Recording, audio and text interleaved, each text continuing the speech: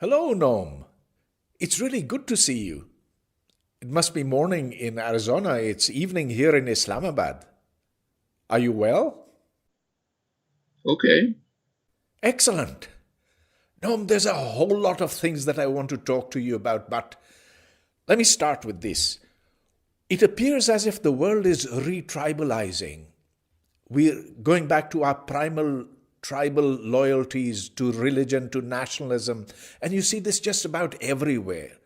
You see this with Brexit, with the rise of the ultra right in Europe, with Donald Trump in the United States, and here in Pakistan, you have just bloodletting with Sunnis killing Shias and everybody after the Ahmadis and the Christians and the Hindus. And in India, that seems to be a country that's just gone mad with their protection of the cow. What's going on? There was a time of the European Enlightenment, and I know that you admire John Stuart Mill very much. Have we given up on the advances that humans had made in those times? What's going on? Well, for one thing, remember my age. I was a child in the 1930s, and I, from a child's point of view, nevertheless could observe what's happening. This country was totally collapsing. A huge unemployment, starvation, and nothing working. In Europe, uh, Germany, Italy had fallen under fascist rule years before I was born. The US was, in fact, supporting Mussolini openly. Germany had fallen to Nazism by the early 30s. By 1938, Austria had fallen. Czechoslovakia was taken. Spain was being conquered by the fascist government of Franco. As you may know, the first article I wrote was that I can remember, was in February 1939 when Barcelona fell. And the article was about the inexorable rise of fascism, which looks as if it's going to take over the world with everything collapsing here. Without going into detail, Japan was carrying out horrendous atrocities in East Asia. It was just horrifying, much worse than now. So it's not new. We've been through much worse periods, much worse. In fact, if the war had lasted another year, Germany might have actually won. It's no joke. You take a look at U.S., now that we know about U.S. planning, in the early years of the war, 39 to about 43, up till Stalingrad, after Stalingrad, U.S. planners were planning on a future world which would be partly U.S. dominated and partly German dominated.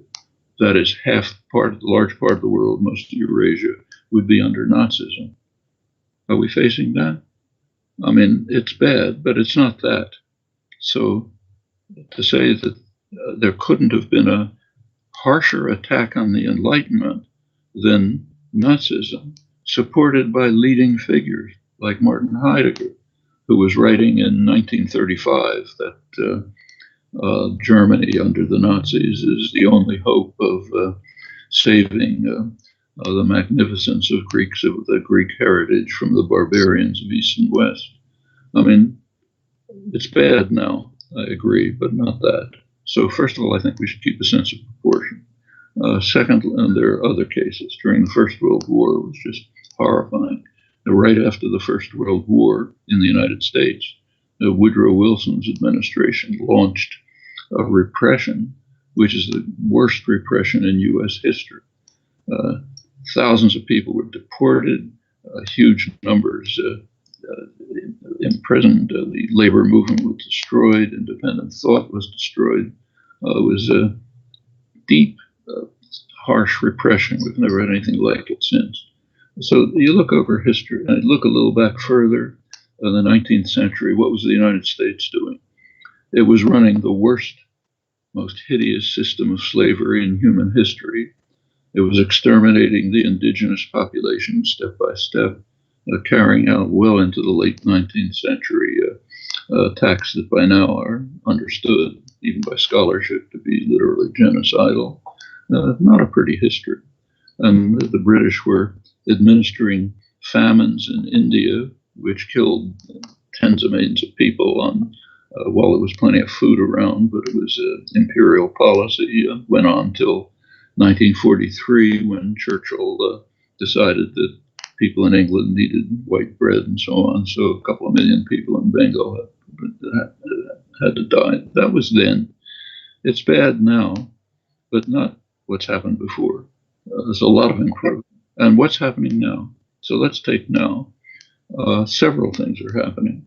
In the Western world, the United States and Europe, we've had, you take a look at the post-war period, post-Second World War. It's basically 2 eras. Now, there was a period of the 50s and the 60s, which had the highest growth of American history. No financial collapses, fairly egalitarian, first opportunities since Reconstruction for African Americans to somehow enter into the system, some progress in civil rights. A lot of things wrong, but substantial progress. That lasted into the 70s. 70s, you get a switch, significant switch in social and economic policy, and good reasons for it when you look at it. One of the main ones is that the rate of profit was declining as a result of militancy of labor and other activism. And there were clear statements about it. Powell Memorandum, Trilateral Commission report, others about the excess of democracy, and we have to return things to obedience and authority. That's all across the spectrum. You could go into it. Then come the shift to the neoliberal policies, which have had the anticipated effect. They have restored the rate of profit. There has been growth, not as in the past, but substantial. Wages and incomes for the majority have stagnated or declined. In 2007, we're at the period of euphoria about the amazing new great moderation, the wonders of neoclassical economics, every problem solved. 2007, right before the crash, the real wages of American workers were lower than they had been in 1979 when the neoliberal experiment began. The stagnation or decline for the population and the sharp concentration of wealth is part of a self-reinforcing cycle. The policies contribute to that. The concentration contributes to political power, which carries the policies further. There's been crash after crash with deregulation. We now have outside of the Republican Party, we have a recognition, at least, there's a serious problem with climate. Not nowhere near enough's been done about it.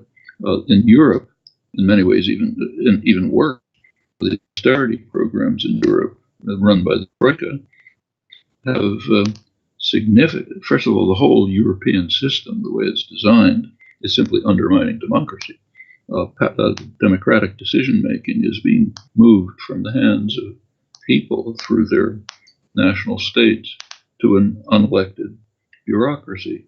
The European Commission, unelected, the IMF, and the central bank.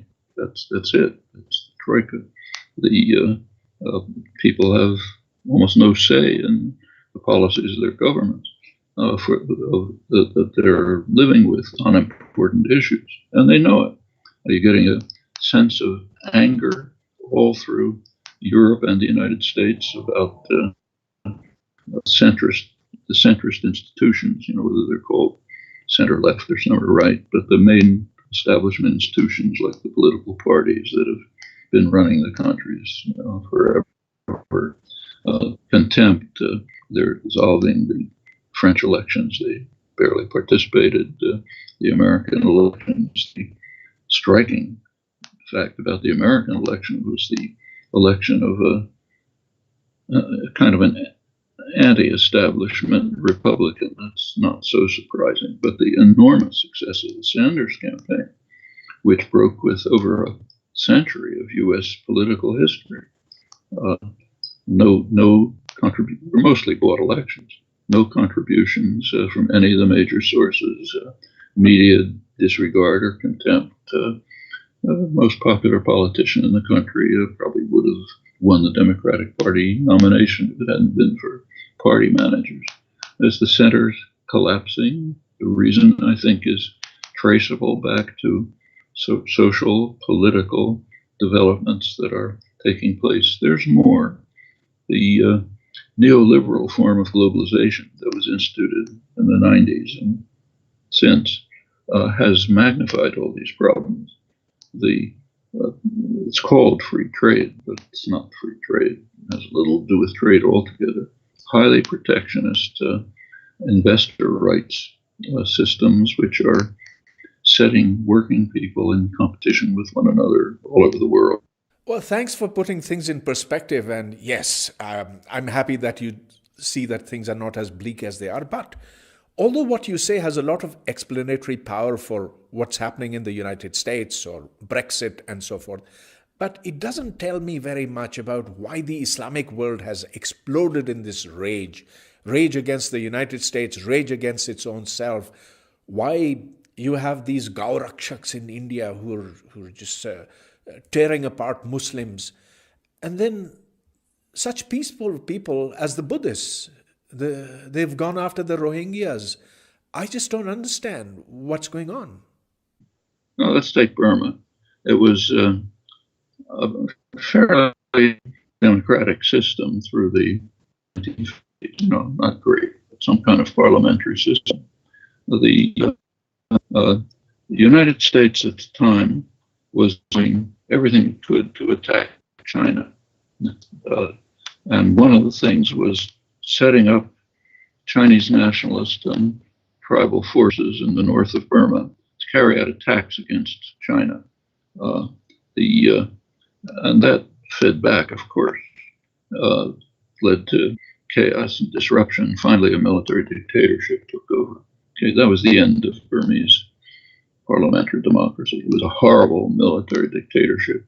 Finally, in the last couple of years, it slightly relaxed somewhat, but not totally. The Muslim attacks on the Rohingya are disgraceful, monstrous atrocities. The government, including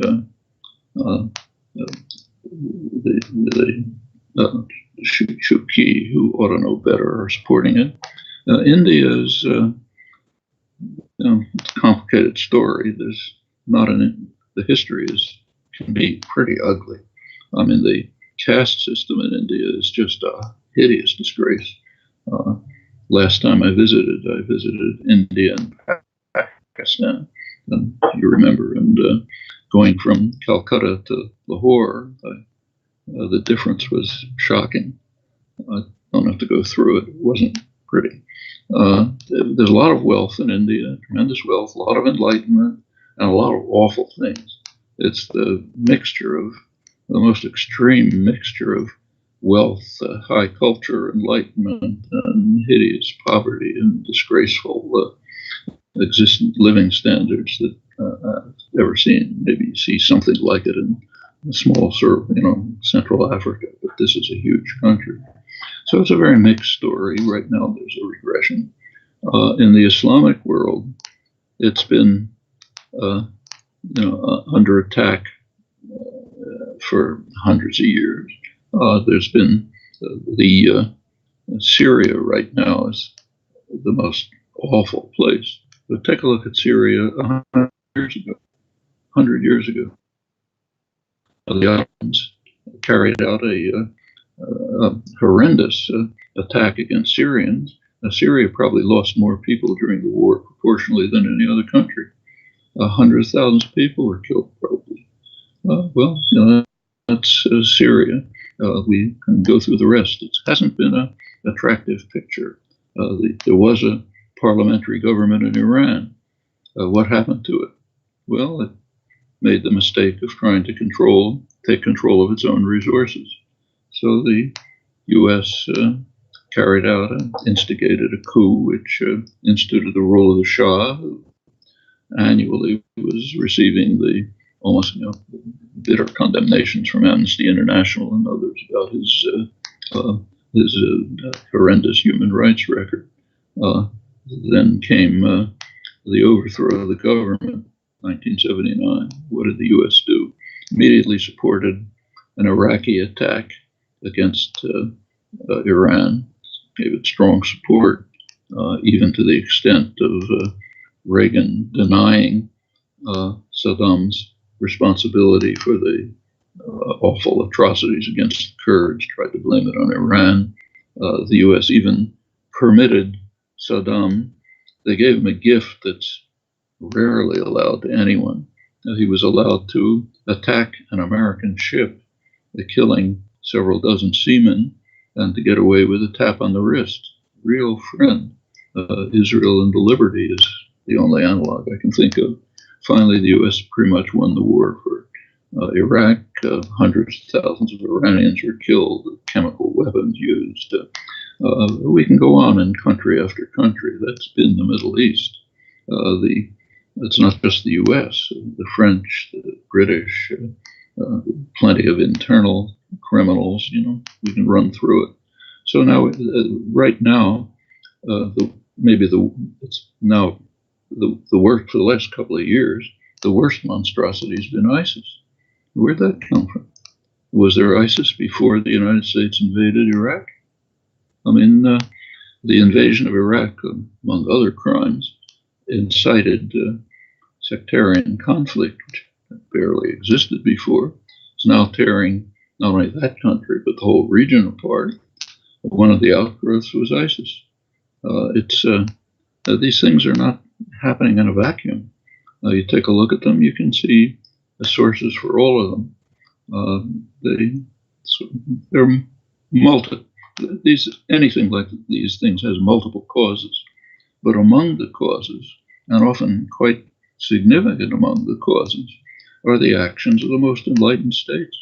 Well, thanks for that. I pretty much agree with all that you said, but the United States is a declining power. It's now no longer close to anything of what it was 50 years ago. Instead, we are seeing that China is coming up, and it's coming up very rapidly. You see its effects here in Pakistan very visibly. There's the Chinese-Pakistan economic corridor. They're beginning to dominate industry over here. They're building roads, and you see Chinese people all over the place now. So I want to ask you, Noam, if we have a world that's dominated by China than the United States, is this going to be a better world, a more humane world, one that runs according to rules, one that will be less imperialistic?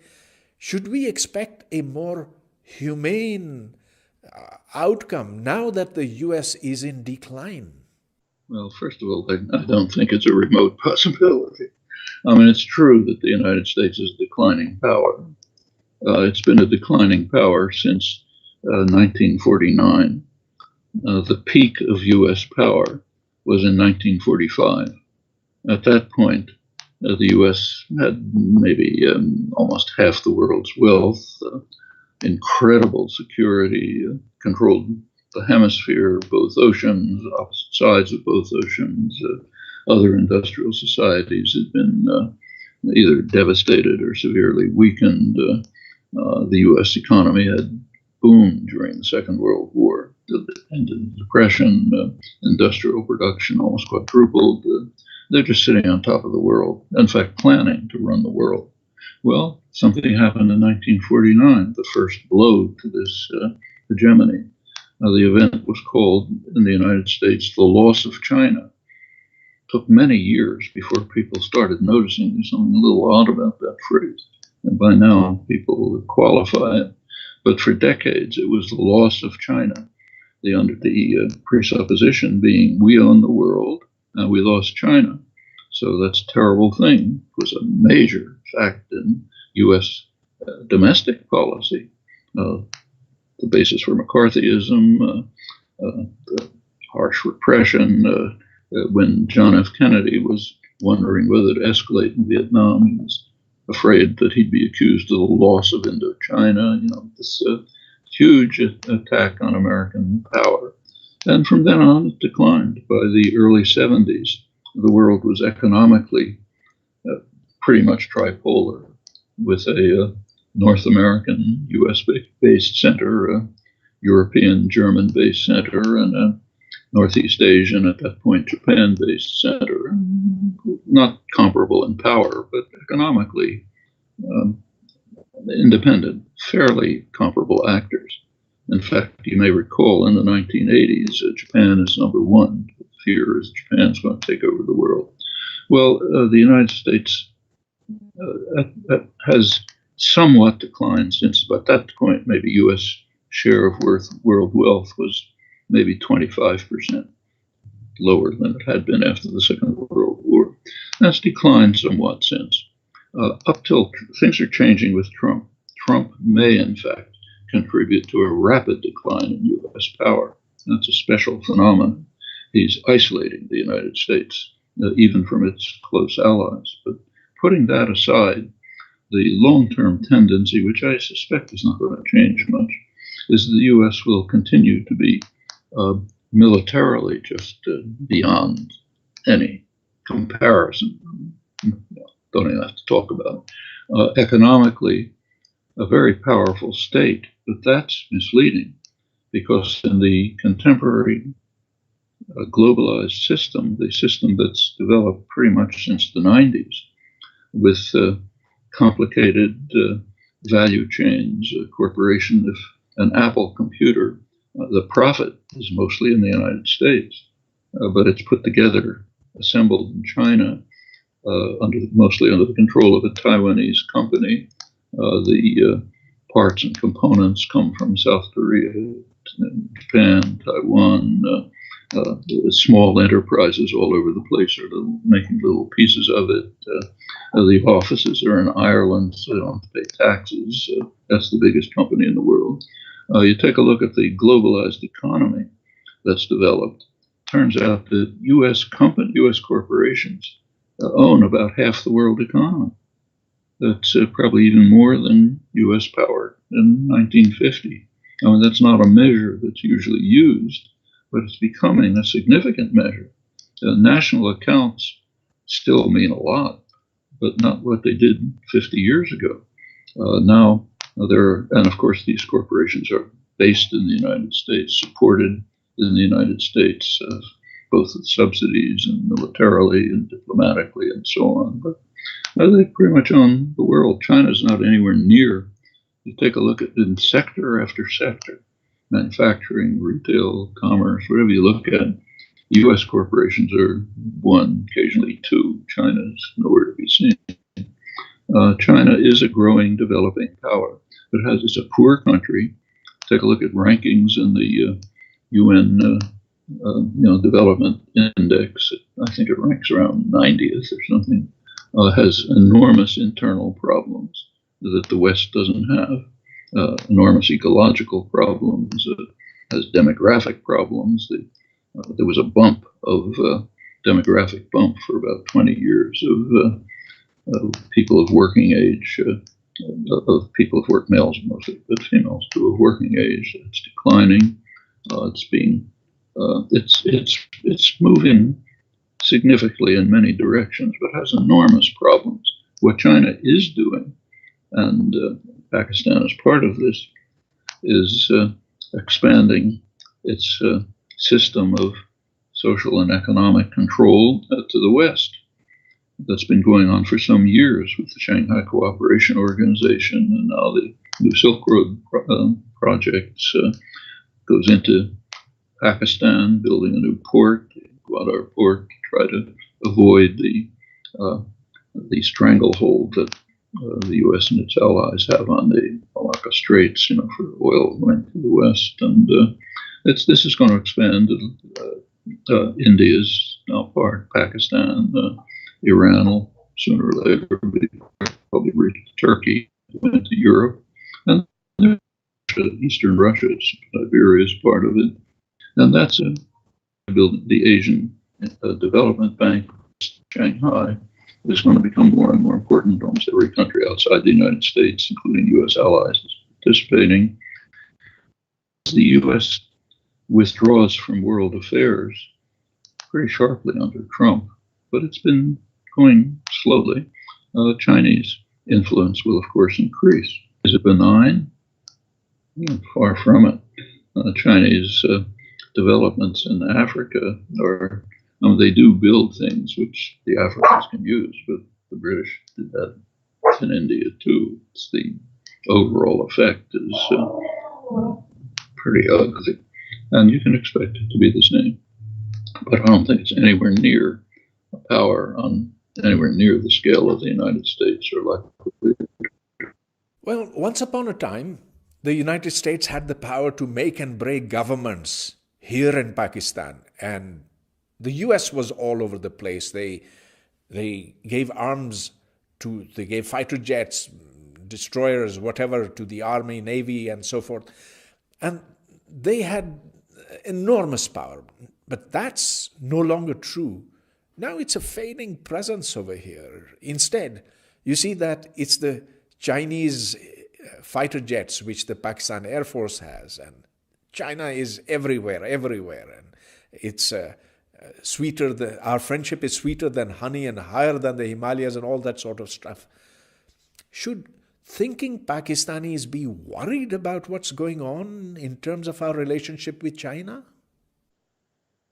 Oh, yeah. Should be worried about any great power. China's one. And in Pakistan, what you describe is quite true. But in the world, that's still a very partial and small part. I mean, China's presence you see everywhere. They go to South America, say Brazil, Chinese goods all over the place. The trading relations, and this is part of the serious problem of South American failure to develop, has been reliance on their rich resources of primary products in recent years being sucked up by China.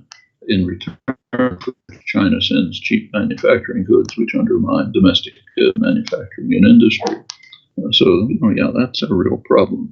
But it's not on the order of overthrowing governments, instituting military regimes, invading massive economic controls. I mean, it's nowhere near the power of the Western imperial powers. The U.S. obviously, but Britain and France as well.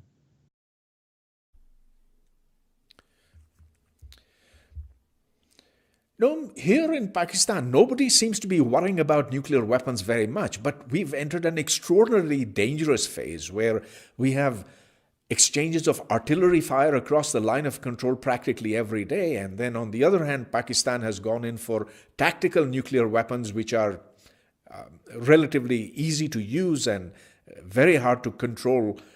And similarly, India is going in for nuclear submarines and nuclear launch ballistic missiles and so forth. Now, things seem to be getting very dangerous here, but it's even more dangerous in North Korea, where there's such a tense nuclear standoff at the moment with the North Korean regime developing missiles and even a hydrogen bomb. How do you see this panning out? Are things in our control anymore? Well, we have to take each case on its own. Take India and Pakistan. As you say, India developed nuclear weapons. Pakistan then responded. I mean, as long as Pakistan tries to match India militarily, Pakistan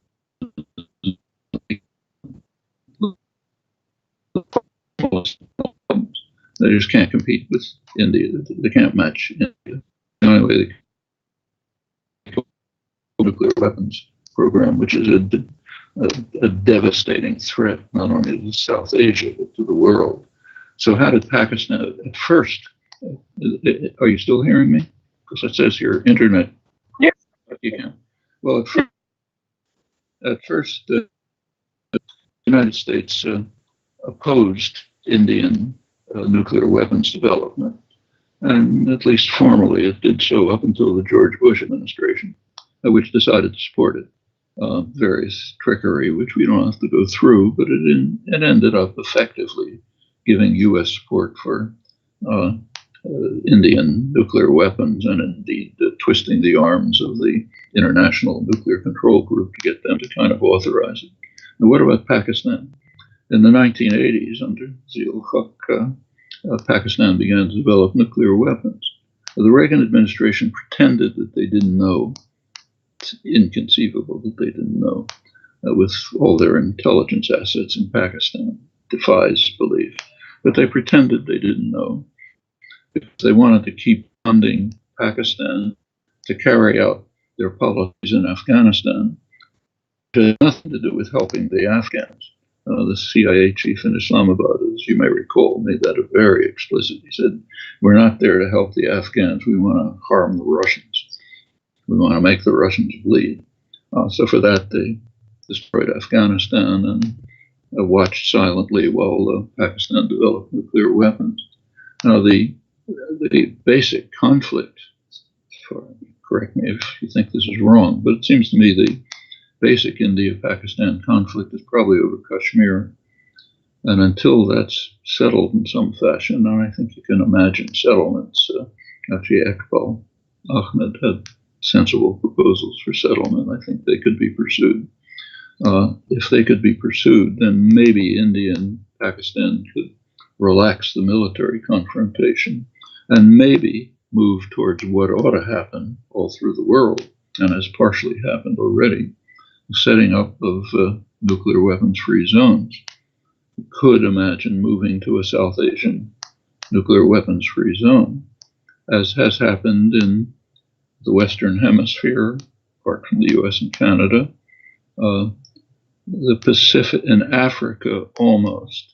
Africa has a nuclear weapons-free zone, but it's never gone into effect because of Diego Garcia. The US insists on maintaining a huge nuclear presence on the island of Diego Garcia, which the Africans regard as part of Africa. Now, Pacific has a nuclear weapons-free zone, almost. At first, France blocked it because they wanted to carry out the tests in their islands there. More recently, the U.S. has blocked it because it wants to store nuclear weapons and have nuclear weapons passage through its possessions there. But it almost works. The most interesting is the Middle East. Now, right now, we're facing a major, I'll come back to North Korea, we're facing a major potential crisis in the case of Iran. The Trump administration, as you know, has announced they're going to decertify Iran. Then comes the question whether Congress will impose sanctions. If they do, that kills the U.S.-Iranian deal, might go on with Europe, but the U.S.-Iranian part will drop. Iran may react, and if they do, what happens next? Well, you can listen to the Republican senators, the leading ones. On the right, Tom Cotton says, as soon as we find they're doing anything, we'll bomb them. Towards the other end, what's called, I don't know what you call it, the adult end of the Republican Party. It's a crazed party. But the sort of sane end, you have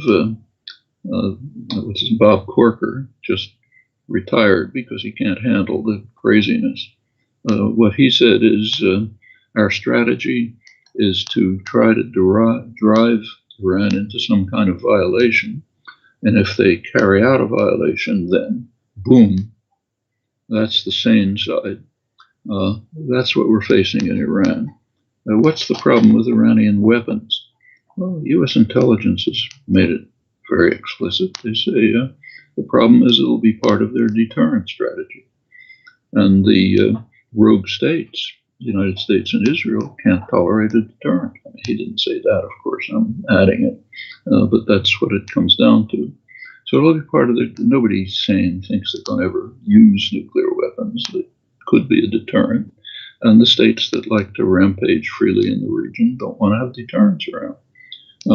So if, in fact, Iran acts in a way which the administration and Congress can claim as a violation, maybe Israel will bomb. Then the U.S. will get in and bomb too. Then what happens? Well, half the world blows up. You don't know what will happen. Is there a possible answer? Yeah, straightforward. The Europeans know the answer. In fact, everybody in the world knows the answer. Just continue with the agreement. The agreement, in my view, was too harsh on Iran. It's another story. But they've accepted it and they're living up to it, so pursue it. Is there a further possibility? Yeah. The further possibility is to accept Iran's proposal to advocacy of establishing a nuclear weapons-free zone in the Middle East. That would be very important. Iran's in favor of it. The non-aligned countries have been pushing it for years. The United States and Britain are committed to it. Committed to it. Nobody will say it. But when they decided to attack Iran in 2003, as a pretext, they invoked a treaty, an agreement with Iran back after the Kuwait War. And if you read that agreement, take a look at Article 14, it says the U.S. and Britain will be committed to establishing a nuclear weapons-free zone in the Middle East. Nobody can refer to that, obviously, but you can find it. So everybody in the world, at least in theory, is in favor of it.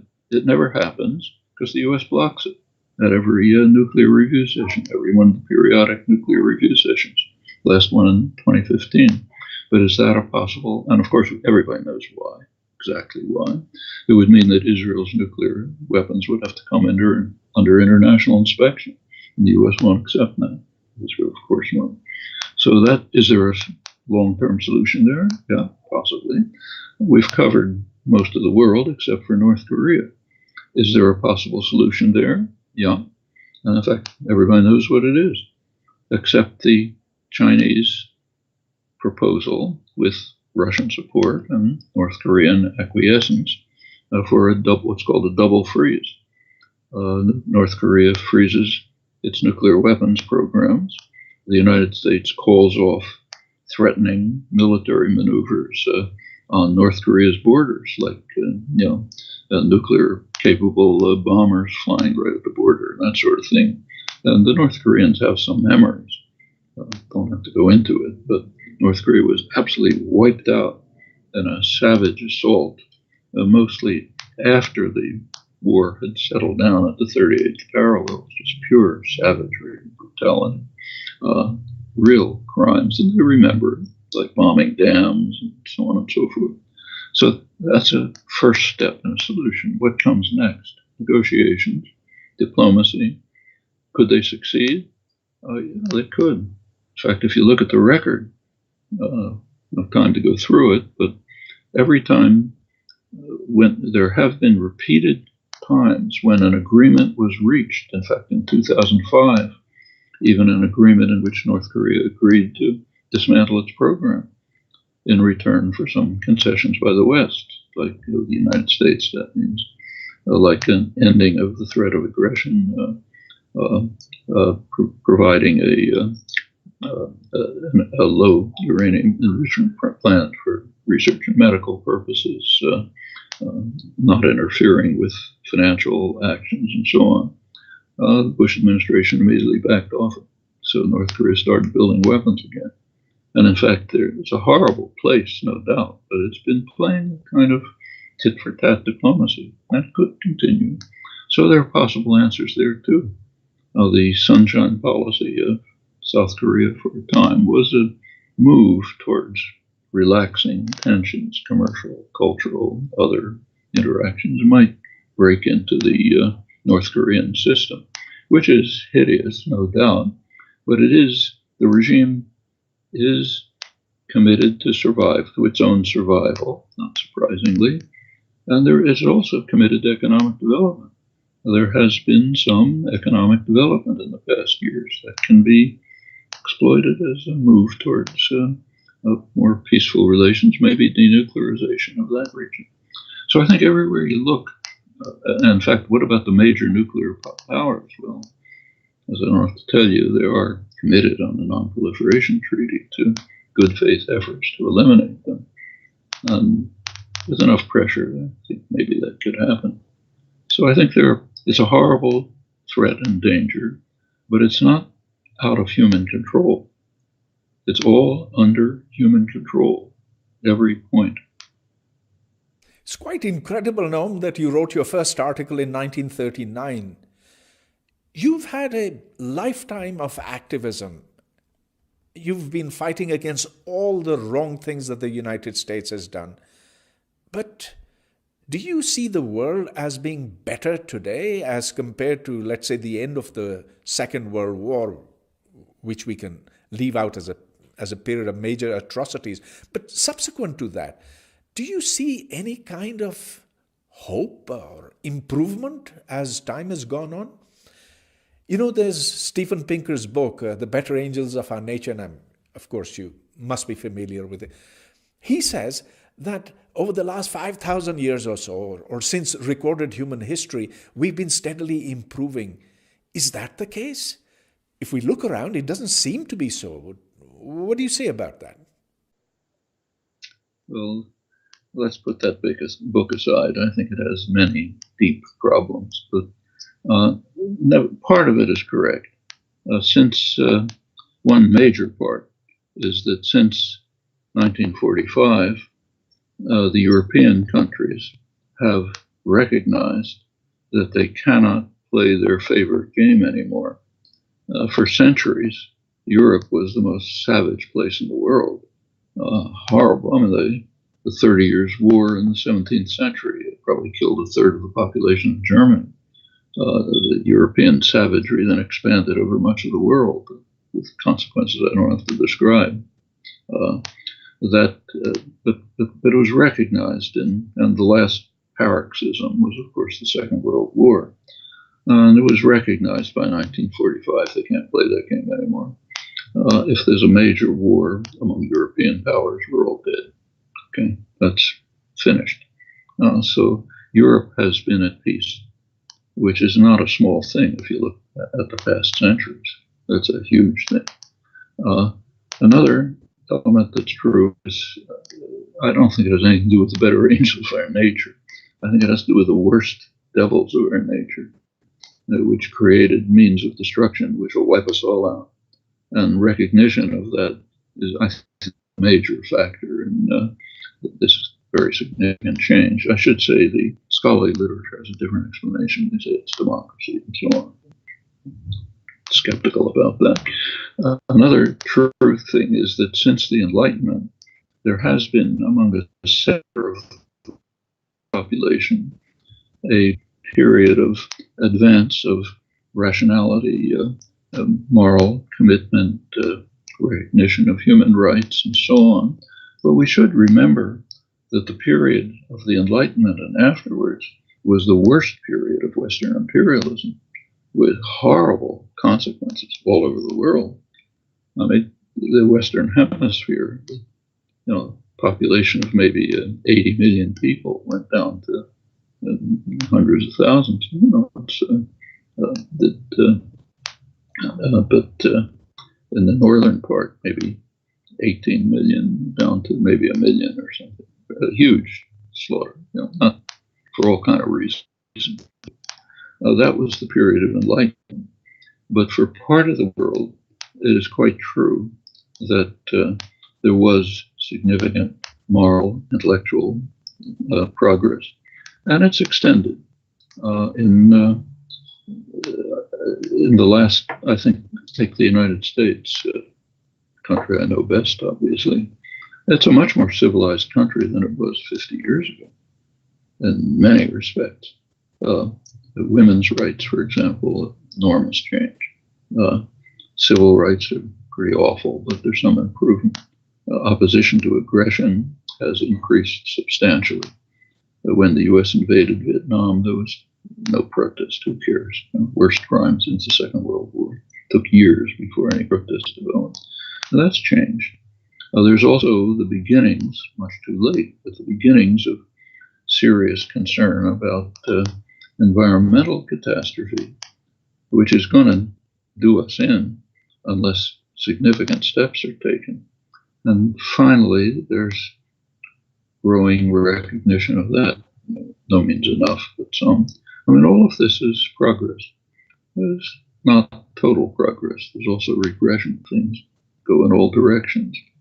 But I think the general tendency in the long run is towards somewhat more humane and civilized societies. Well, thanks for that. It's been a long interview, and I'm going to let you go, but there's a last question. You've had a very long life of activism and academics, and you've seen things go downhill, but you've never given up. What is it that keeps you going? What is it that keeps you giving hope and keeps giving you that energy to just go for it? Well, for one thing, there are a lot of good things, as I've mentioned, and there are a lot of bad things, which means there's more work to do. It's all very simple. Oh, you're a terrific guy now. It was such a pleasure talking to you. Take care. Bye. Good to talk to you.